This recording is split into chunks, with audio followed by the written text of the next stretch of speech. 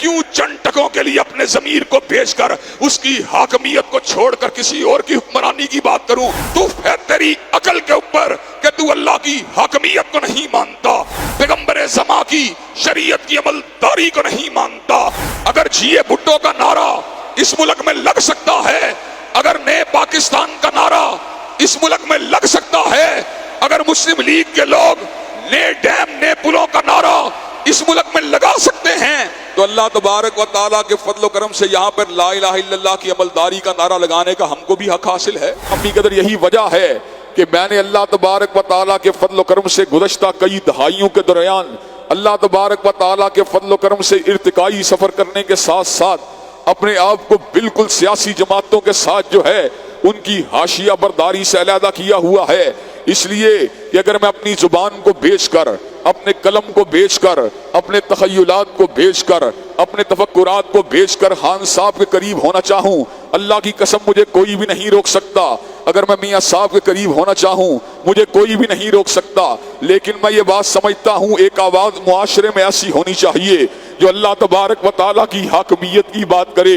ایک آواز معاشرے میں ایسی ہونی چاہیے جو پیغمبر زمان حضرت رسول اللہ صلی اللہ علیہ وسلم کی شریعت کے غلبے کی بات کرے۔ حضرات گرامی کا چاہے میرا کوئی بیٹا ہو، چاہے میرا کوئی بھانجا ہو، یا چاہے میرا کوئی بھائی ہو، اگر وہ مسلم لیگ کے ساتھ ہے اس کی اپنی مرضی ہے، لیکن میں مسلم لیگ کا وکیل کبھی بھی نہیں بن سکتا۔ اگر کوئی میرا بھانجا بھتیجا یا بھائی جو ہے وہ تحریک انصاف کے ساتھ مل جاتا ہے، حضرات گرامی قدر مجھے اس کو ملنے کی کوئی پرواہ نہیں ہے، اس لیے کہ میری نگاہ وزارت کے اوپر نہیں ہوتی، میری نگاہ مشاورت کے اوپر نہیں ہوتی۔ حضرات گرامی قدر نظر اگر میری ہوتی ہے تو جامع کوثر پہ ہوتی ہے، نگاہ اگر میری ہوتی ہے تو شفاعت محمدی صلی اللہ علیہ وسلم کے اوپر ہوتی ہے، اور اللہ تبارک و تعالیٰ کے فضل و کرم سے میں یہ بات برملا طور پہ کہتا ہی رہوں گا، مجھ کو شاہوں کی حشامت کا سلیقہ ہی نہیں، زہیر کے لب ہلتے ہیں پیمبر کی ثنا خوانی میں۔ حضرات گرامی قدر اللہ تبارک و تعالیٰ کے فضل و کرم سے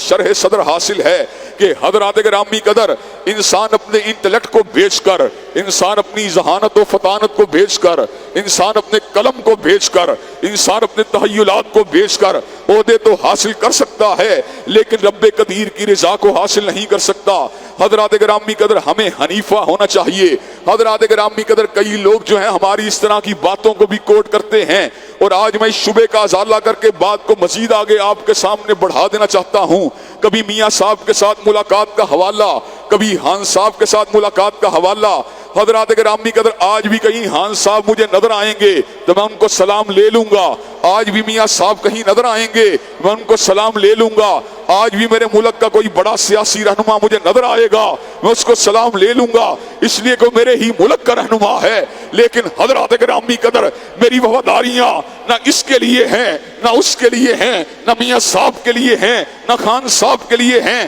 حضرات گرامی قدر جس نے وفاداریوں کے ذریعے اپنے لیے بینیفٹ کو حاصل کرنا ہوتا ہے وہ اپنی زبان کو لچک دیتا ہے، وہ اپنی زبان کو گول کرتا ہے، وہ اپنی زبان کو بوڑتا ہے، اور جس نے اللہ تبارک و تعالیٰ کی رضا کو حاصل کرنا ہوتا ہے اس کی نگاہ نہ میاں صاحب کے چہرے پہ ہوتی ہے نہ خان صاحب کے چہرے پہ ہوتی ہے، نظر اس کی اگر کسی پہ ہوتی ہے یا رب کے قرآن پہ ہوتی ہے یا کالی کملی والے کے فرمان پہ ہوتی ہے۔ حضرات گرامی قدر اللہ تبارک و تعالیٰ کے فضل و کرم سے میرا اس بات کے اوپر یقین ہے کہ اللہ تبارک و تعالیٰ اللہ الہ العالمین ہیں، اللہ تبارک و تعالیٰ رب العالمین ہیں، اللہ تبارک و تعالیٰ حقیقی بادشاہ ہیں۔ حضرات گرامی قدر میں نے اس بات کو محسوس کیا کہ جہاں پر اللہ کی ربوبیت کی بات آتی ہے پوری کائنات کا ہر مسلمان اس کو پروردگار ماننے پہ تیار ہے، پوری کائنات کا ہر کافر اس کو پروردگار ماننے پہ تیار ہے، لیکن جہاں پر معبودیت کی بات آتی ہے اللہ کی، اب معبودیت کے ساتھ ساتھ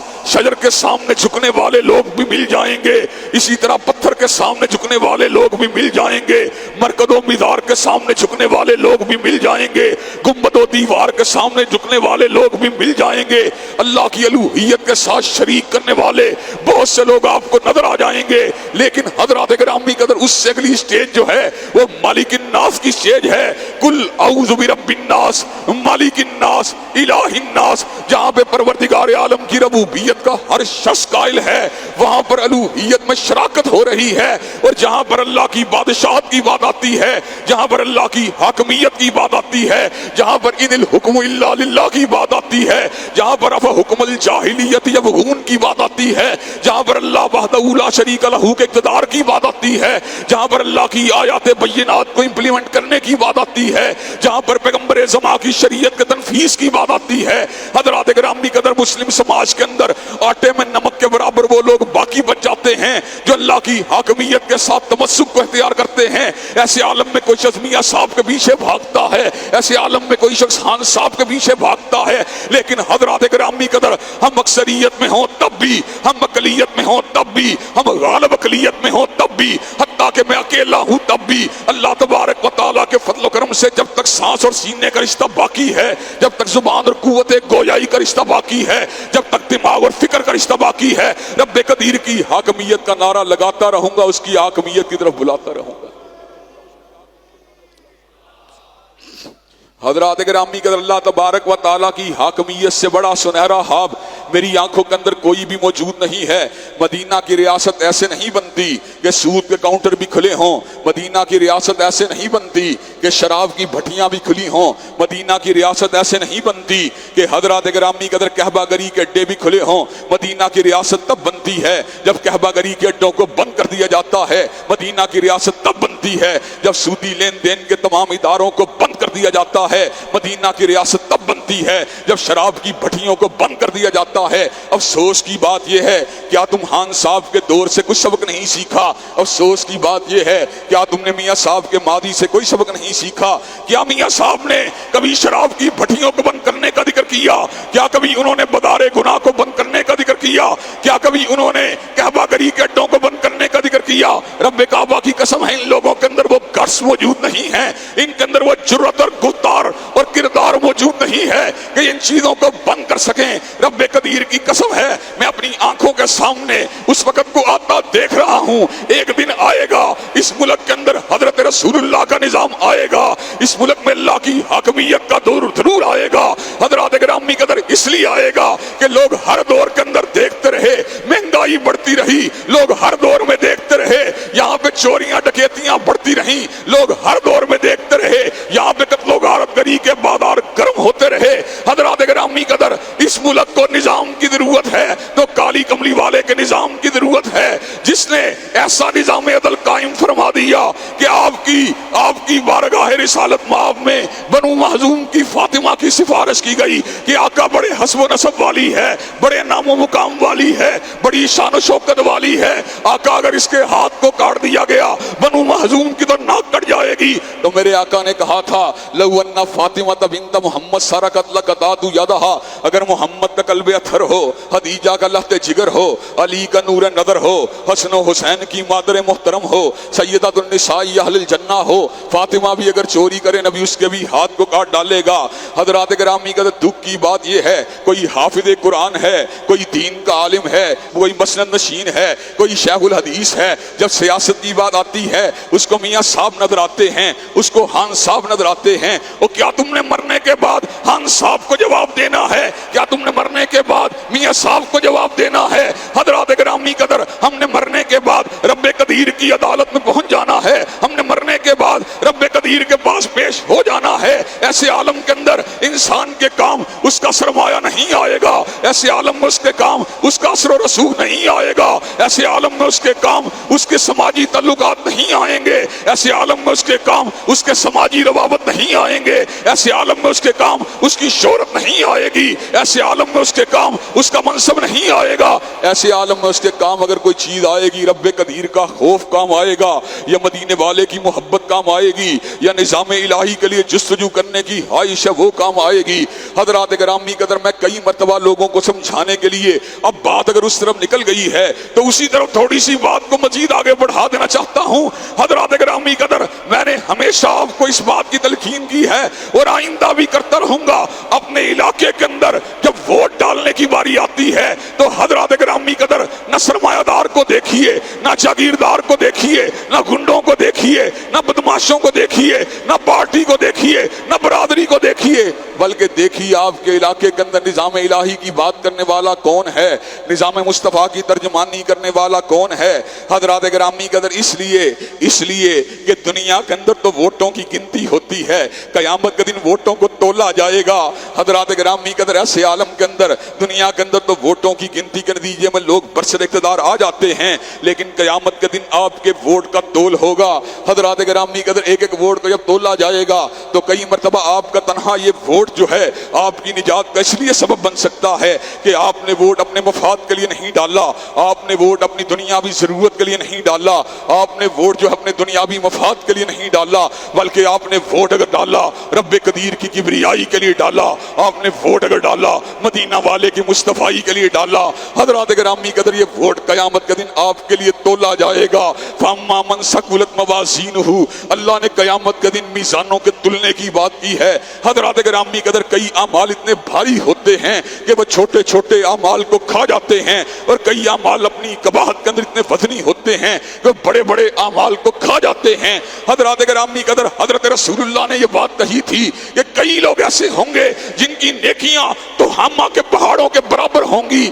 لیکن حلوت کے گناہوں کی وجہ سے ان کی نیکیاں پارا پارا ہو جائیں گی۔ حضرات گرامی قدر آج بہت سے لوگ انٹرنیٹ کے ذریعے، موبائل ٹیکنالوجی کے ذریعے، دائیں بائیں کے کاموں کے ذریعے حضرات گرامی قدر ایسے کاموں میں ملوث ہو جاتے ہیں جس کے نتیجے کے اندر ان کی تہجد گزاریاں، جس کے نتیجے کے اندر ان کی شب زندہ داریاں، جس کے نتیجے کے اندر ان کی تسبیحات، جن کے نتیجے کے اندر ان کی تحلیلات، جن کے نتیجے کے اندر اس کا استغفار سب کا سب ضائع ہو جائے گا، اس لیے کہ حلوت کے اندر حرام کاری کا ارتکاب کرنے والے لوگ کس منہ سے پروردگار عالم کی بارگاہ میں کھڑے ہوں گے۔ حضرات گرامی قدر یہی بات جو ہے میں آپ کے سامنے کہنا چاہتا ہوں، تنہا عقیدہ توحید انسان کے لیے کتنا وزنی ہے۔ حدیث پاک میں ایسے شخص کی مثال آئی ہے جس کے ہر پلڑے، جس کے تارے نامہ اعمال میں سے ہر وہ عمل برآمد ہوگا جو اس کے لیے تباہی کا سبب ہوگا، جو اس کے لیے بربادی کا سبب ہوگا، جو اس کے لیے ہلاکت کا سبب ہوگا۔ حضرات گرامی قدر انسان اس بات کو سمجھ جائے گا اب بچنے کی کوئی سبیل موجود نہیں ہے، اب بچنے کا کوئی راستہ موجود نہیں ہے۔ یکالک اس کے نامہ اعمال میں سے ایک پرچی برآمد ہوگی۔ حدیث بطاقہ نے ہمیں یہ بات سمجھا دی، حدیث بطاقہ نے ہمیں اس بات کا پتہ بتلا دیا۔ حضرات گرامی قدر پرچی جو ہوگی جب اس کو دائیں پلڑے میں ڈالا جائے گا، دایاں پلڑا پورا کا پورا وزنی ہو جائے گا، گناہوں کے پچھتارے اس ایک پرچی کے مقابلے میں بالکل ہلکے ہو جائیں گے۔ آدمی حیران ہو جائے گا۔ حدیث بطاقہ کے مطابق ایک چھوٹی سی پرچی نے میرے سارے کے سارے برے اعمال کو برباد کر کے رکھ دیا، میرے سارے کے سارے برے اعمال کو ہڑپ کر کے رکھ دیا۔ اس پرچی کو دیکھا جائے گا، اس کے اوپر لا الہ الا اللہ تحریر ہوگا۔ حضرات گرامی قدر تنہا لا الہ الا اللہ کی وجہ سے اس کا دایاں پلڑا بھاری ہو جائے گا۔ حضرات گرامی قدر یہی بات میں آپ کو سمجھانا چاہتا ہوں۔ ہم نے یہ وطن اگر حاصل کیا، ان الحکم الا للہ کی بنیاد پہ حکم حاصل کیا، ہم نے یہ وطن اگر حاصل کیا الحکم للہ کی بنیاد پہ حاصل کیا، ہم نے یہ وطن اگر حاصل کیا اللہ کی حاکمیت کے لیے حاصل کیا، ہم نے یہ وطن اگر حاصل کیا پیغمبر زمان کی شریعت کی عمل داری کے لیے حاصل کیا، اور انشاءاللہ ہمیں یہ کام پرامن طریقے سے اس ملک میں کرنے ہیں۔ حضرات گرامی قدر کئی لوگ بڑا گھبراتے ہیں، کہتے ہیں شریعت کے نفاذ کی بات کریں، انسان لاپتہ ہو جاتا ہے، انسان کو اٹھا لیا جاتا ہے، انسان کو تھریٹ کالیں آنا شروع ہو جاتی ہیں، انسان کو دھمکیاں ملنا شروع ہو جاتی ہیں، انسان پہ شدت پسندی کے لیبل لگنا شروع ہو جاتے ہیں۔ حضرات گرامی قدر اللہ تبارک و تعالیٰ کے فضل و کرم سے ہماری جدوجہد اصولی ہے، آئینی ہے، پرامن ہے، دستوری ہے، 73 کے آئین کے مطابق ہے، قرارداد مقاصد کے مطابق ہے۔ ہم اداروں کے ساتھ وفادار ہیں، ہم اپنی قوم کے ساتھ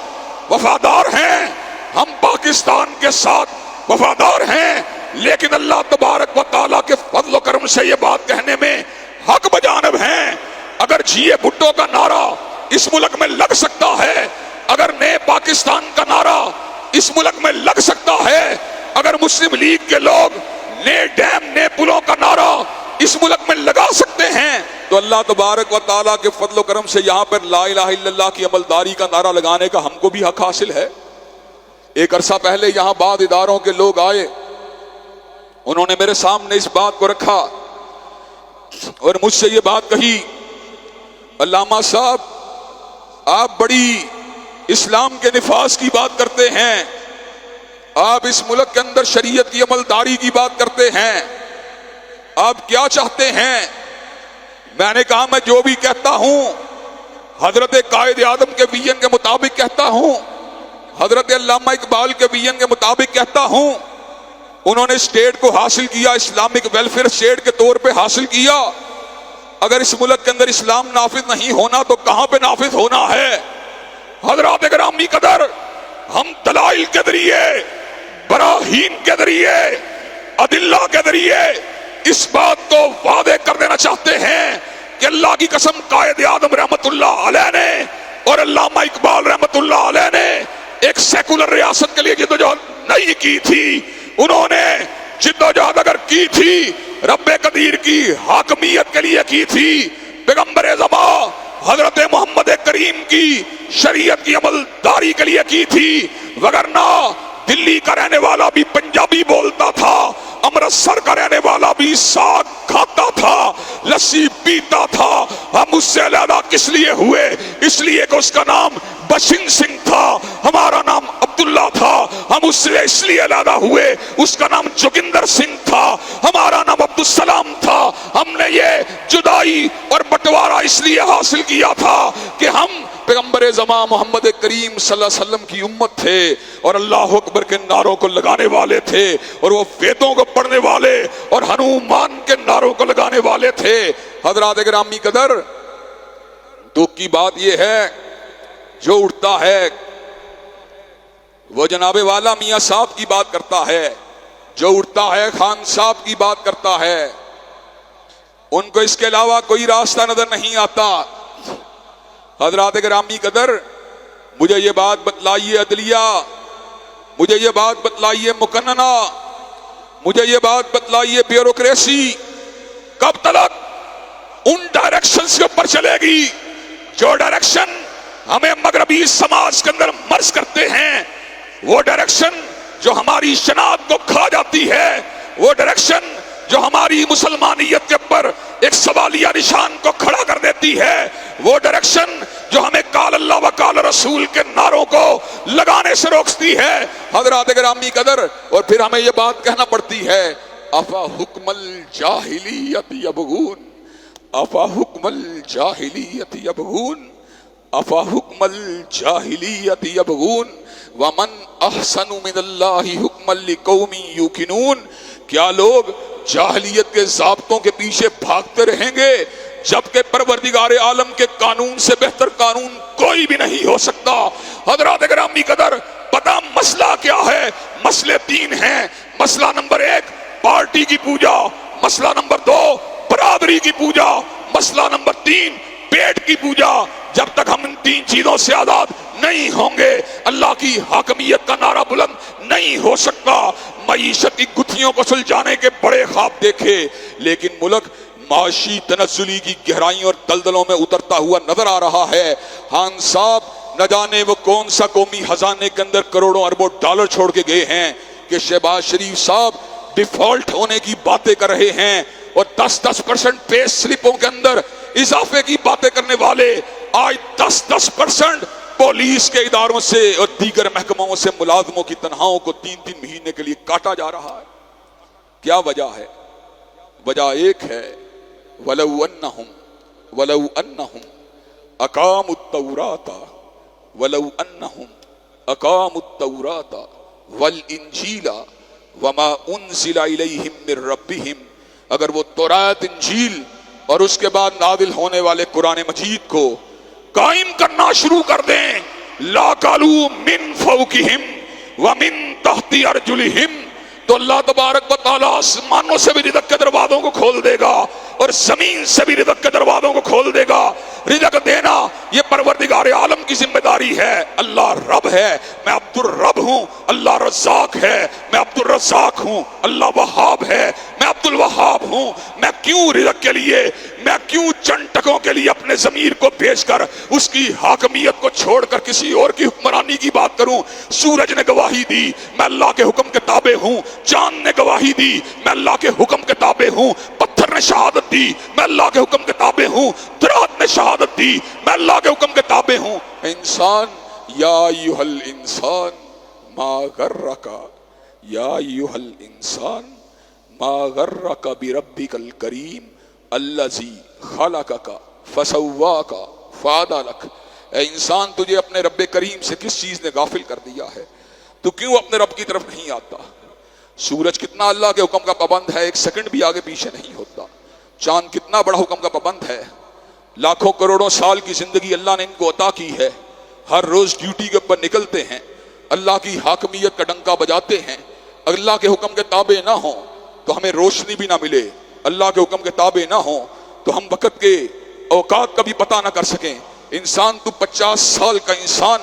60 سال کا انسان، 70 سال کا انسان، تو ہے تیری عقل کے اوپر کہ تو اللہ کی حاکمیت کو نہیں مانتا، احکام الہی کو نہیں مانتا، اللہ تبارک و تعالیٰ کی آیات بینات کی تنفیذ کو نہیں مانتا، پیغمبر زمان کی شریعت کی عمل داری کو نہیں مانتا۔ حضرات گرامی قدر، میں آپ کو یہ بات اللہ کی قسم علی وجہ البصیرت کہہ دینا چاہتا ہوں، 40 سال بارش ہوتی رہے، ہریالی والی بارش، فراوانی والی بارش، فصلوں کو اگانے والی بارش، سبزے کو بڑھانے والی بارش، اللہ کی قسم اتنی رحمت والی بارش ہوتی ہے جو 40 برس تک ہوتی رہے، اللہ تعالیٰ کی نازل کردہ ایک حد کی تنفیذ کا مقابلہ نہیں کر سکتی۔ اللہ کی اگر ایک حد کو معاشرے پہ نافذ کر دیا جائے، جتنا معاشرے کو اس سے رحمت ملتی ہے، اس سے برکت ملتی ہے، رب کبیر کی قسم ہے اتنی 40 سال کی موسلادھار بارش سے بھی اللہ کی اتنی رحمت زمین کے اوپر نہیں اترتی۔ چنانچہ ہمارا کام کیا ہے؟ ہمارا کام یہ ہے، یہ نغمہ فصل گل و لالا کا نہیں پابند، یہ نغمہ فصل گل و لالا کا نہیں پابند، بہار ہو کے ہدا لا الہ الا اللہ۔ ہم نے لا الہ الا اللہ کی عمل داری کو اس ملک میں یقینی بنا کے چھوڑنا ہے۔ انشاءاللہ ہم کم ہمت بھی ہیں، ہم کم وسائل والے بھی ہیں، ہم کم افرادی قوت والے بھی ہیں، لیکن رب کبیر کی قسم ہے حق ہمارے پاس ہے، سچ ہمارے پاس ہے۔ اس ملک میں اللہ کی حاکمیت کا قیام یہ ہم سب کی ذمہ داری ہے۔ اس کے لیے پورا منجد و جہد کرنا، اس کے لیے لوگوں کی ذہن سازی کرنا، اس کے لیے ووٹ بینک کو جمع کرنا، اس کے لیے مذہبی جماعتوں کے ساتھ اشتراکی عمل کو کرنا، اس کے لیے دیگر مسالک کی قوت کو مجتمع کر کے سیکولرزم کے مقابلے کے اوپر، لا دینی جماعتوں کے مقابلے کے اوپر ایک قوت کو اس ملک میں اکٹھا کرنا، یہ ہم سب کی ذمہ داری ہے۔ اور انشاءاللہ وقت آئے گا، شب گریزاں ہوگی آخر جلوائے خورشید سے، اور یہ چمن معمور ہوگا نغمہ توحید سے۔ وآخر دعوانا الحمدللہ رب العالمین۔